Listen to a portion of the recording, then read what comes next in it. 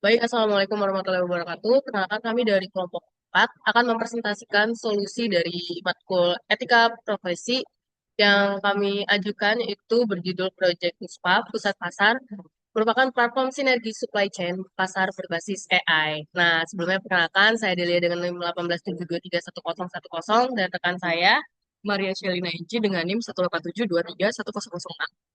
Oke.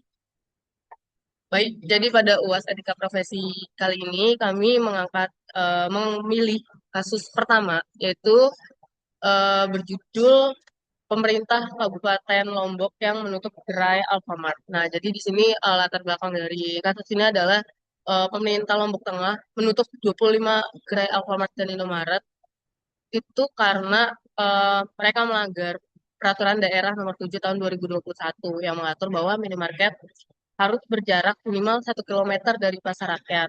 Nah, di sini kebijakan ini berlatar belakang sebagai upaya untuk melindungi pasar tradisional.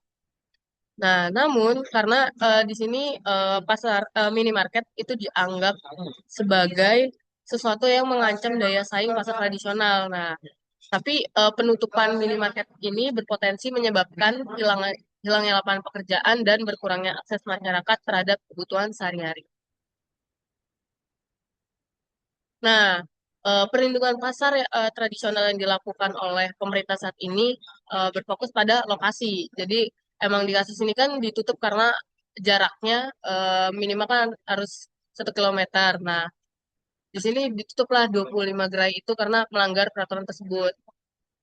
Oleh karena itu, di sini contohnya pada efisiensi rantai pasok, minimarket dapat memperoleh barang langsung dari distributor dalam jumlah besar hingga dapat menawarkan harga yang lebih kompetitif, sedangkan pedagang pasar tradisional seringkali masih bergantung pada perantara dengan biaya pengadaan yang lebih tinggi. Nah, ini contoh di mana yang perlindungan pasar yang dilakukan pemerintah kan berdasarkan jarak. Nah, tapi sebenarnya ada banyak faktor yang mempengaruhi daya saing si pasar tradisional ini supaya daya saingnya tuh masih kompetitif dengan eh, minimarket. Nah, salah satunya tadi efisiensi rantai pasok. Nah, oleh karena itu diperlukan solusi yang nggak hanya berfokus pada pembatasan minimarket, tapi juga bantu meningkatkan daya saing pasar tradisional.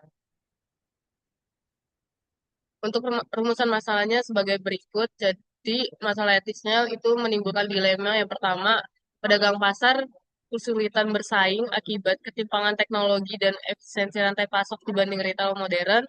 Lalu konsumen berpotensi kehilangan akses terhadap kebutuhan pokok yang mudah dijangkau dan karyawan minimarket ini jadi kehilangan pekerjaan dan sumber pendapatan karena gerainya ditutup. Nah, ini menimbulkan pertanyaan juga, apakah keputusan tersebut dapat dibenarkan secara etis? Karena keputusan tersebut kan mengakibatkan hilangnya pekerjaan, menurunin daya beli, dan juga mengurangi akses konsumen.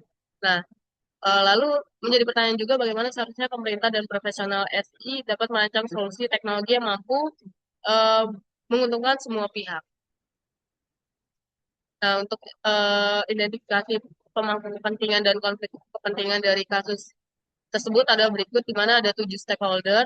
Yang pertama pedagang pasar, kepentingannya yang untuk meningkatkan jumlah pembeli dan pendapatan. Di sini mereka sangat terdampak secara tinggi, tapi sebagai kelompok yang menerima manfaat dari kasus ini. Lalu pengelola pasar juga menjadi penerima manfaat, di mana kepentingannya untuk yaitu peningkatan aktivitas pasar dan kios. Lalu pemilik minimarket, nah di sini kepentingannya menjalankan usaha dan memperoleh keuntungan, tetapi di sini pada kasus ini dia menjadi pihak yang terdampak negatif. Dan juga ada karyawan minimarket, kepentingannya ya tentu mempertahankan pekerjaan dan pendapatan. Dan di sini sebagai kelompok yang mendapatkan terdampak negatif juga. Lalu ada konsumen umum mendapatkan akses belanja yang mudah, dekat dan terjangkau. Kepentingannya di sini sebagai kelompok pembeli, Perda di sini untuk kepentingannya adalah melindungi pasar tradisional dan juga menjaga stabilitas ekonomi di daerah tersebut. Dan di sini sebagai regulator. Lalu untuk terakhir ada distributor, ya tentunya kepentingan menjaga volume distribusi dan penjualan produk. Di sini sebagai mitra bisnis. Nah, untuk tingkat terdampaknya sebagai berikut. Jadi ini adalah beberapa terdampak kebijakan tersebut gitu terhadap setiap stakeholder.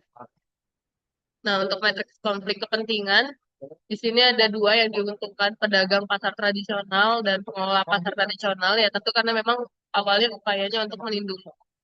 melindungi pasar tradisional. Nah, alasannya ya karena ya hal tersebut berpotensi meningkatkan lebih banyak pelanggan dan meningkatkan pendapatan, tetapi itu belum tentu terbukti gitu.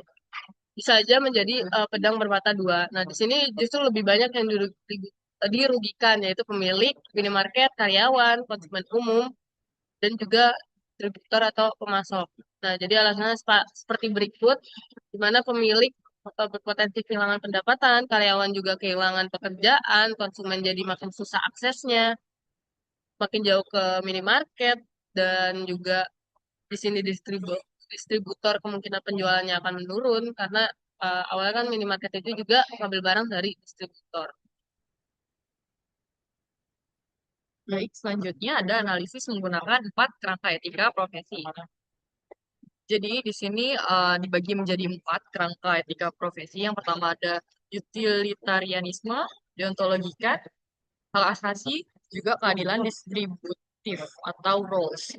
Nah, di sini itu yang pertama ada utilitarianisme itu berdasarkan manfaat terbesar yang dapat diperoleh oleh sebanyak mungkin orang. Selanjutnya, dari utilitarianisme, penutupan minimarket ini belum memberikan manfaat yang besar karena masih merugikan konsumen, karyawan, dan juga pelaku usaha lainnya seperti distributor yang sudah dimention sama Adel tadi. Selanjutnya, ada deontologika. Nah, ini tuh membahas tentang gimana sih tindakan yang sesuai dengan prinsip moral universal itu.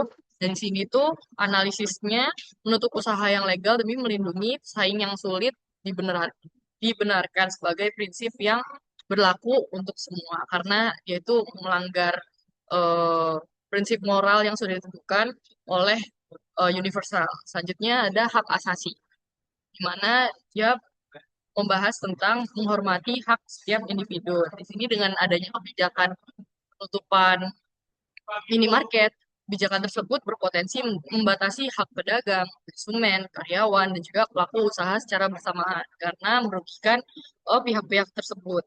Apalagi seperti yang sudah dimention juga sebelumnya, pemilik usaha itu bisa kehilangan pendapatan, juga karyawan juga bisa kehilangan pekerjaannya, dan juga konsumen jadi jauh untuk mengakses minimarket tersebut dengan harga yang lebih murah. Selanjutnya, keadilan distributif atau ROLS, ini tuh membahas tentang mengutamakan kelompok yang paling lemah.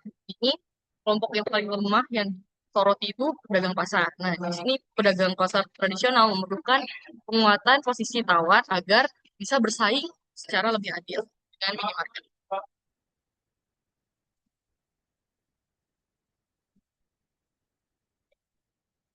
Nah, jadi dampak sistem informasi saat ini, di mana kondisi saat ini minimarket kan dia lebih besar ya skalanya Alfamart Indomaret dibanding pedagang pasar.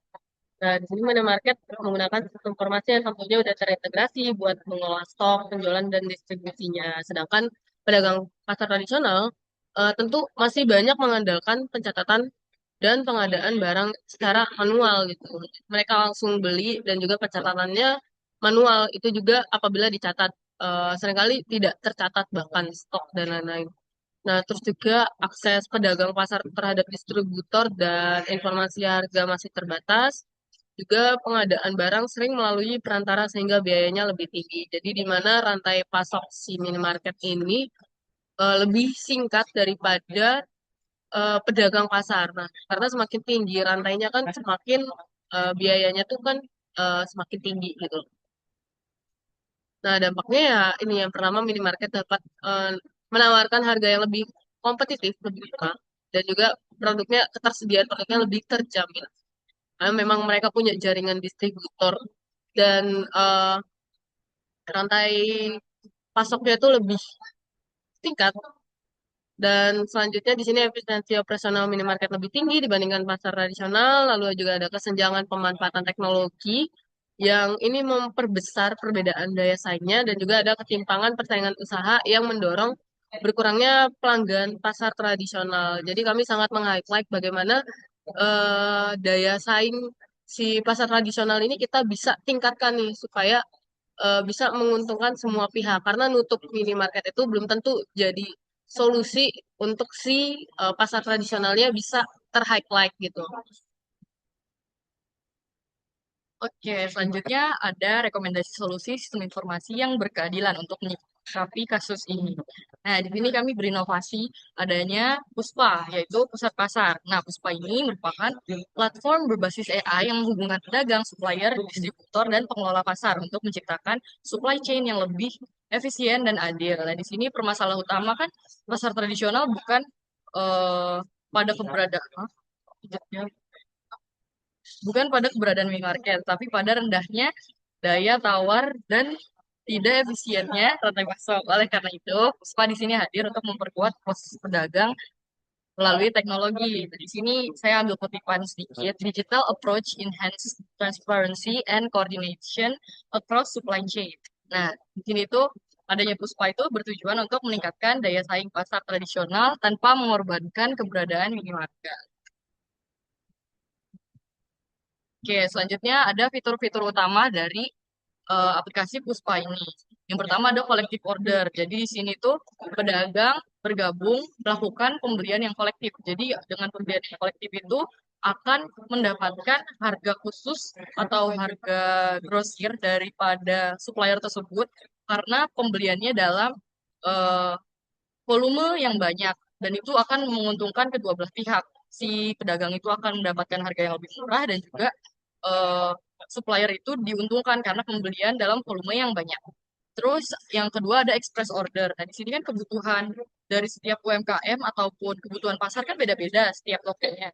Nah, di sini itu ada fitur yang namanya express order untuk membantu kebutuhan tanpa menunggu kuota kolektif. Jadi kalau misalnya barangnya sudah habis terus butuh urgent mau pesen itu bisa pakai si express order tadi. Itu sistem nanti akan mencari supplier terdekat dengan estimasi harga dan waktu pengiriman yang khusus dan disesuaikan.